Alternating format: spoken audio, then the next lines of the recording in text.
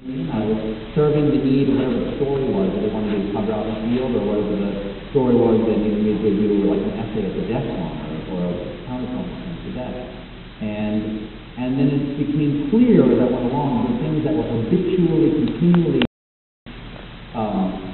useful to me were these sort of high-status idiots, different tribes, and well-meaning, well-intentioned, very poorly informed, aggressively, willfully ignorant of what the other person has to say. But what you say doesn't matter. It's my will towards justice. So we'll find out what's happening here. You can just sort of poke it. And so that character developed. They hired Stephen Colbert.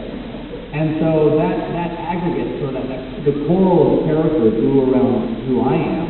And so by the time I go do my own show, and I can't change my name, I'm still Stephen Colbert, and yet people have accepted that who Stephen Colbert, the public persona, is not me. What I like is when I go out on the street, they accept that that's not the guy they see on TV, but they can differentiate between the two. And so because it's such a slow process like that, or like Superman, and because I think we try to, on the show, continually do things that, while they may be pointed, because of things that are not necessarily superior or advantageous or taking advantage of sort of tragic circumstances, because we can do it in a light-spirited way, so that you see smile behind what I'm doing, that they put through.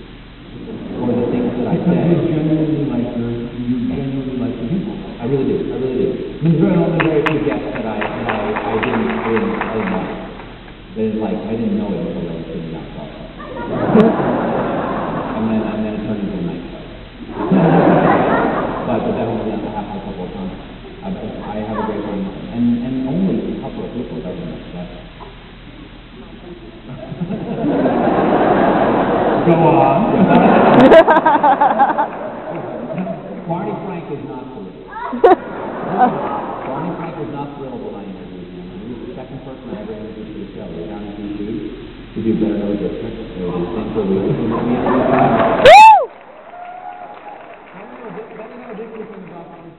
my booker, Emily Lazar, was a wonderful woman. She booked real news for ages. She was producing CBS, and she booked for CNN forever. She saw the Rosen booker. Now she's my booker. And she had a little learning curve at first. Very learning curve at what I needed. And then she eventually learned what I needed was a warm body.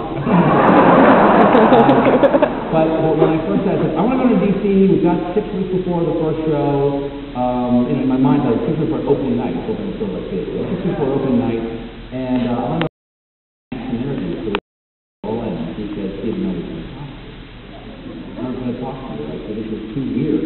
So it's a weird idea. Like, we've forgotten. The show is, thank God, been successful, but it was weird. No one would talk to us. It was a character. Because when they get to John's John. He's hilarious, he's funny, but he's John. And so, no one will talk to him. No senator will talk to you, no cabinet member, no leader of industry, no one will talk to you. Like, really, no one? Well, Congress will talk.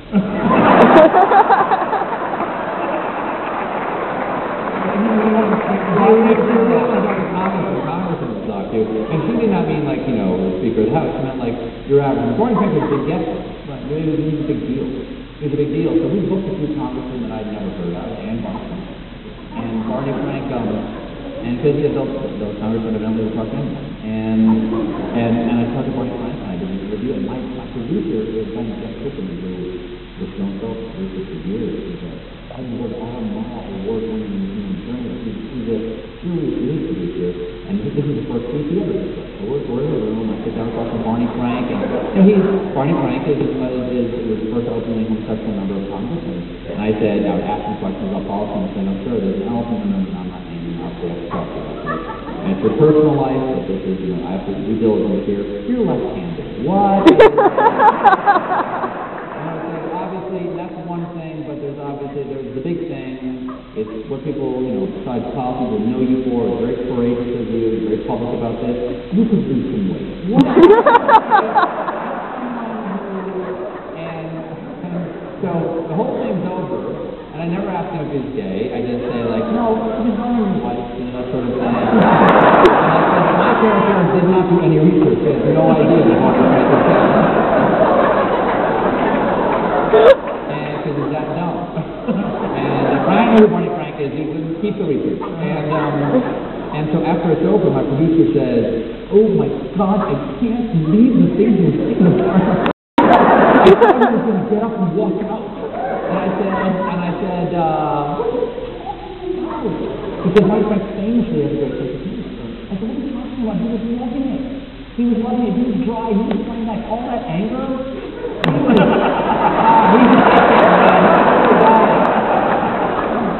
Barney Frank is really mad. And any chance I can, I talk about it on camera. But anyway, I was wrong about that.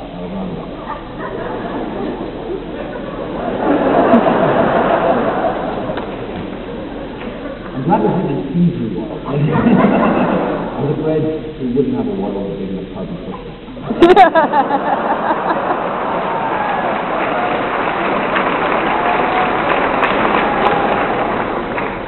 I'm going to bottle Atlantis water.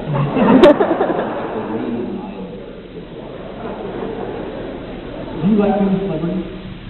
It's useful. I get very good service at the garden shop. I can get them to bring my mulch to the car. That